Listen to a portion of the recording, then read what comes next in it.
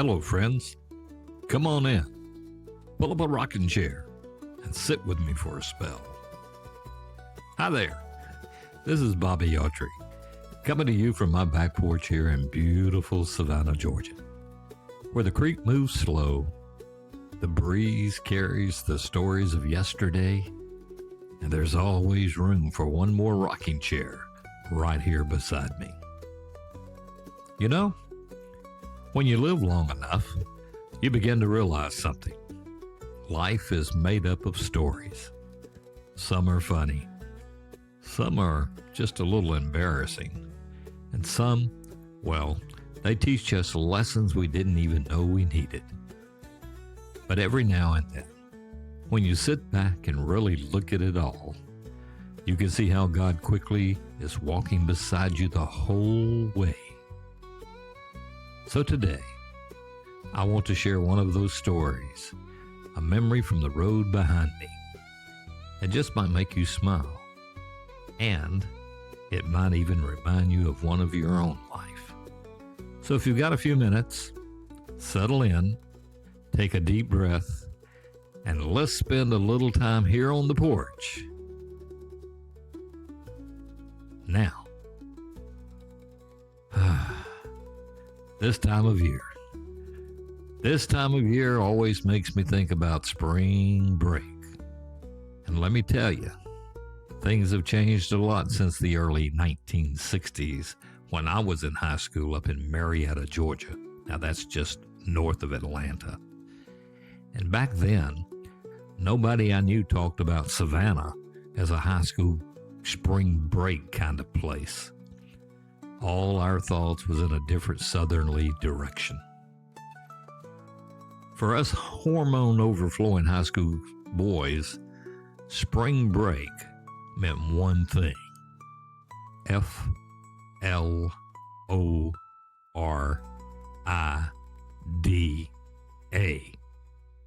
Florida. And Florida meant Daytona Beach, Fort Lauderdale, and maybe even Miami. Now, a great thing for me is I had a place to stay, covered. You see, in those early days of the 1960s, I had relatives that lived in West Palm Beach, Florida. And oh my goodness, what a time we had. Now, you may remember from a couple of episodes back, my pride and joy, a 1963 Chevy Super Sport, all tricked out, candy apple blue, roll and pleated bench seats. Now that car was more than transportation. That was freedom on four wheels. So, me and my buddies, Mike, Ronnie, Tip, and Chip, would pile in and head south. Now, we didn't have a GPS. There was no interstates like today. Just a sense of teenage direction. Head south, where the girls are. So all we needed was a full tank of gas, a couple of extra dollars, and a whole lot of teenage energy. Now, we would go to class, get past the homeroom head count, go to the office and get an early excuse pass, load up, and we'd be ready to leave out by early Friday afternoon. Now, the drive was about 620 miles, and it took 9, maybe 10 hours if things went right, rolling into West Palm Beach around 9 p.m. that evening. And let me tell you, 9 p.m. in Florida during spring break, now that's just when things were getting started. So we'd spend the weekend soaking up the sun, water skiing, cruising the beaches, and thanks to my twin aunts, Laquita and Awita. Now, how lucky can a guy get? Have two aunts that are twins, just a little older than you. high school age, great looking, and let me tell you, a lot of fun. That's a perfect combination. We never had a shortage of places to go or people to meet. For where Laquita and Awita were, well, like we said, that's where all Florida tan party girls were at. And oh, the music of the cities. Hard to believe those are called the good oldies but goodies these days. But wow, you should have lived during those days. We had like Del Shannon and Runaway. Think about it. Go back and listen to it. Chubby Checker, Pony Time, Sam Cooke, Twistin' the Night Away.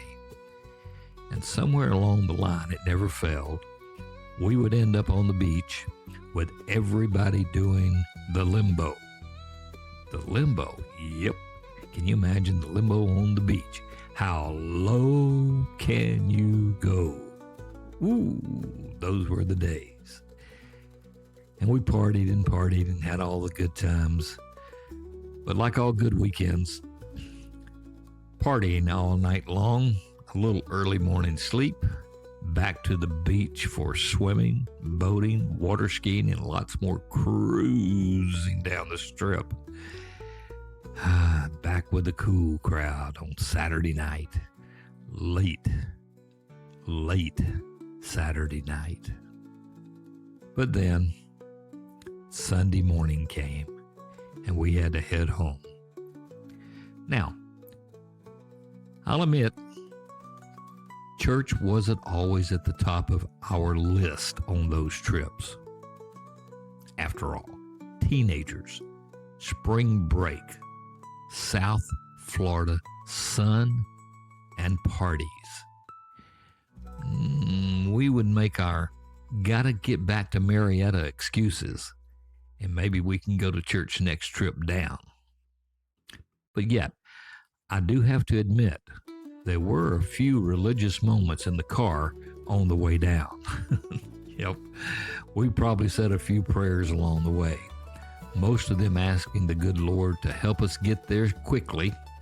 Oh, please, Lord, no rain. But then we'd always ended up with, and Lord, if it be thy will, help us to meet more girls. Just the way it was. Now, on this particular trip, in the spring of 1963, something happened. Something I will never forget. We had just left my grandparents' house in West Palm, and were headed back to Georgia. And like any road trip with a car full of teenage boys, we needed to stop and get some gas and some snacks. So we pulled into this little roadside station. It's kind of sitting right off the side of the highway. And there was a big sign. Remember it well. Baby alligators for sale. Now, you got to understand, back then, that was legal. And let me give you a side note. Google it. Lots of boys and girls bought alligators to take back home from their Florida vacations back then. And then they would get home and generally had to get rid of them at some point. And the gators ended up in the sewer system of New York City. Or so the stories go. Look it up. But back to our situation. Being the cool leader of the pack that I was, I said, I'm going to buy me an alligator. And before anybody could talk me out of it, I bought one. You should have seen the looks on my buddies' faces. Bobby, what are you going to do with an alligator? I remember thinking, I don't know, but I wasn't going to leave Florida without one.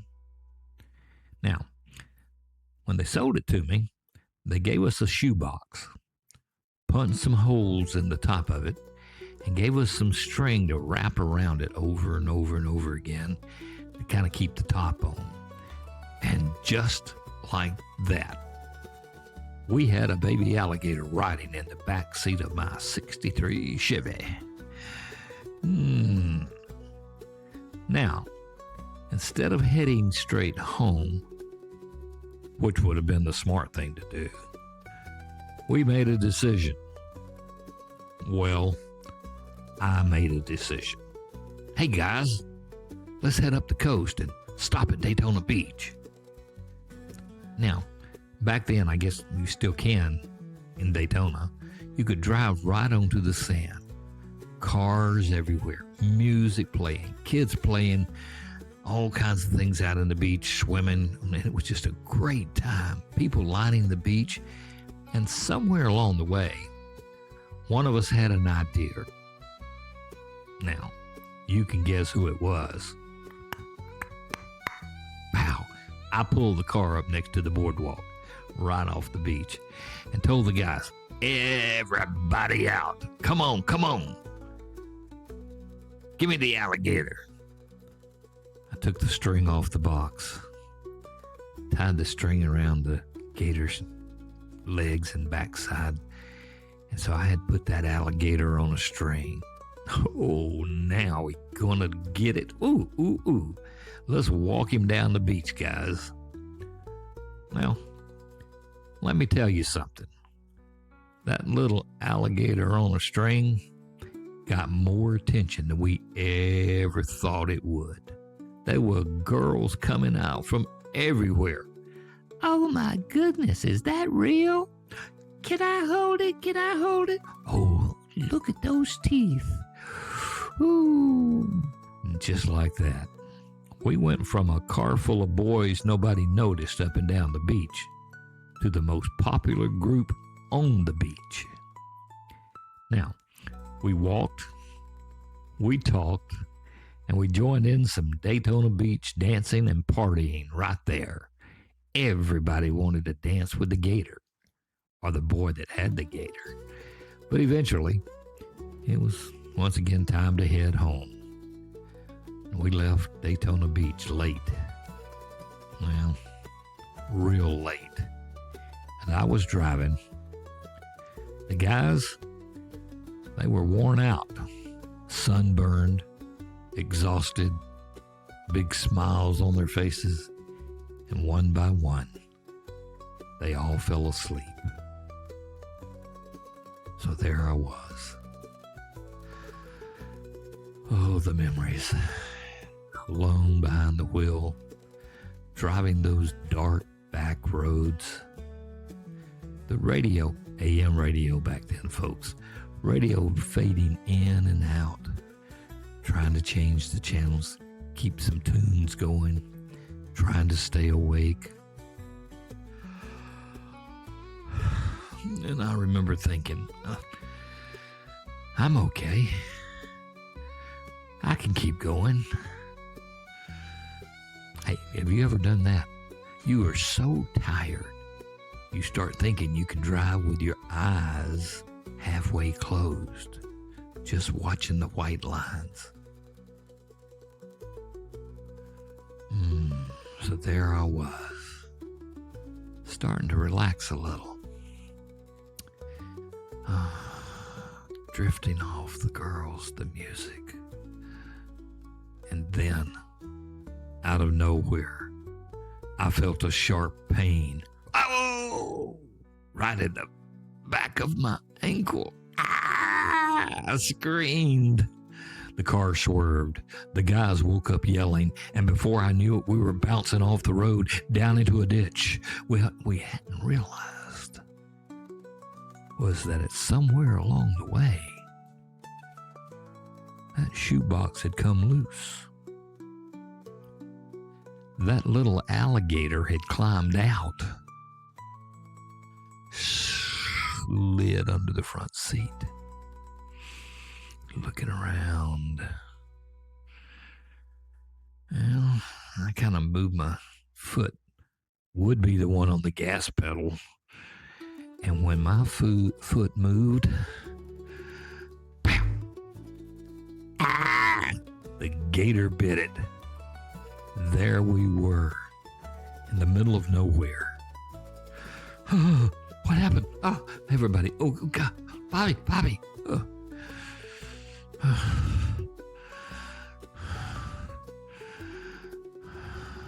The middle of nowhere. The car in the ditch. And that little alligator had its tooth hung in my sock and was still hanging onto my foot as I got out of the car. We started scrambling around trying to get him. Finally caught him around the middle, got him and put him back in the box. Whew. Oh. God, what am I going to do? We sand and, Florida has sand even on the side of the roads.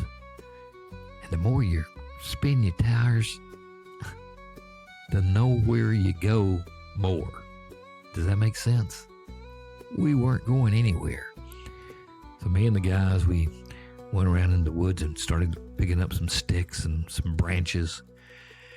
Came out and put it under the tire and, come on, guys, put it under there. Give us more gas, Bobby.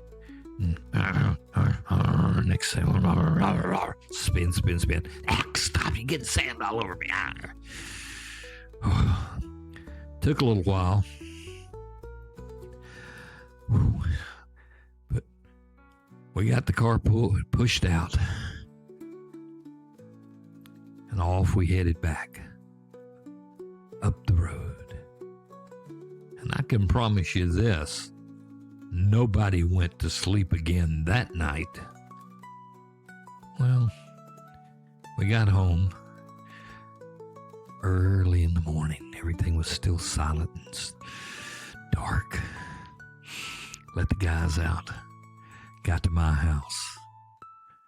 I took that box with the alligator in it. Took it into my room. Put him on the bed. I ain't gonna work. I looked around in the closet. I knew I'd had an aquarium where I used to have a couple of fish. And I got the aquarium out of the closet. Put him in the aquarium. Had some sand and rocks and some dirt and a little bit of water from glass I had. Put it in there.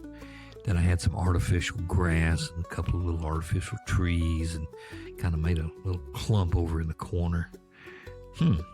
Ain't too bad. I'll put that alligator in there, and I thought I had myself a new pet. Didn't really give a whole lot of thought to it when I got up on Monday morning.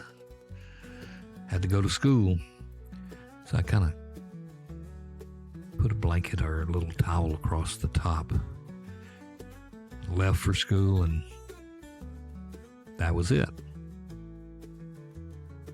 Well, not really.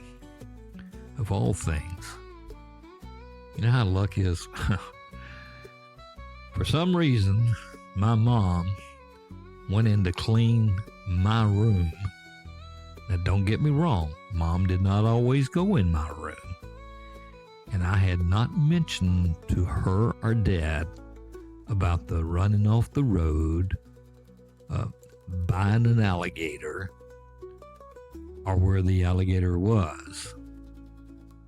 I just told him we'd had a great time in West Palm Beach and I was tired and needed some rest because I had a test to take at school the next day. So I quickly vanished into my room, got the old fish aquarium out, closed it, like I said, all that stuff. And I'd put it over in the side on top of the dresser. And I would get it finished when I had time. Never given it a thought that Mom would come in my room. Looking back, that might have worked better. I don't know. But anyway, as I said, while I was at school, she decided she would check my room for dirty clothes from the Florida trip. And she went in and was picking up. She was cleaning. She was singing and enjoying the morning when she got over to the dresser. Did I tell you I put a towel across it? The towel that came out of my bag that I'd had sand and stuff on. She saw it. She went over and picked it up, and she thought, what's Bobby doing with this aquarium out again? She went over and looked in it. She thought she saw something moving under the artificial grass. So she reached down and moved it a little bit. That's when the gator stood up, and it let out a and was standing up on its back legs. Mom screamed, "Ah, Bobby Ray!" And she took off running out of the room, slammed the door. Bam. Well,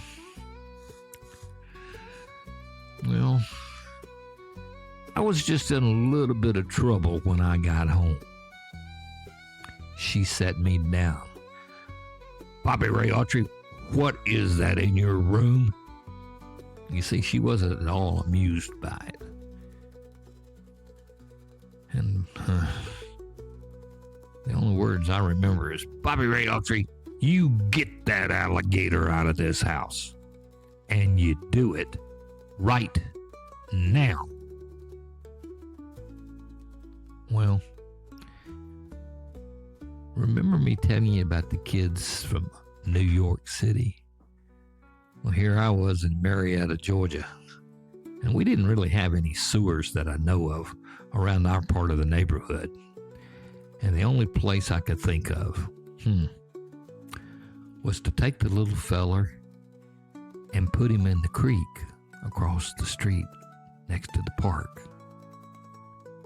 At least there, was my thinking, at least there he would have his freedom. And hey, there were plenty of crawdads and minnows for him to eat. And us guys, well, we could come find him and take care of him.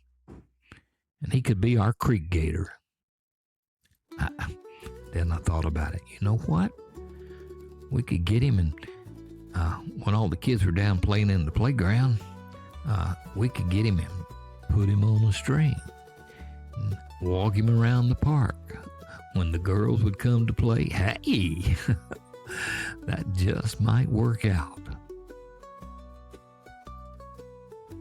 And so the legend of the Marietta Creek Gator was born. Hope you enjoyed it. You know, life has a funny way of giving us stories like that. Moments we didn't plan, lessons we didn't expect, and some memories, and some kind of tender spots on your backside that we'll never forget. And somewhere in all of it, God was right there, watching over a car full of foolish teenage boys, making sure we made it home. Now remember, the good book says over in Psalms 46:10, "Be still and know that I am God." And folks, maybe that's what we've done here today. Just been still for a little while. Well, that's all this old rocking chair has for today. I'm sure glad you stopped by and shared a little time with me. So, until next time, this is Bobby Autry reminding you, no matter where you've been or what you're going through, there's always hope. There's always peace. And there's always room for one more. I'll be waiting right here for you. So pull up a chair anytime, and we'll share a story. God bless you. I'll see you next time on Stories and Tall Tales from my back porch rocking chair. Now be sure and send me an email at the address listed above, and be sure to subscribe to my channel so you will know when the next episode is available. But for now, have a super blessed weekend. Bye-bye.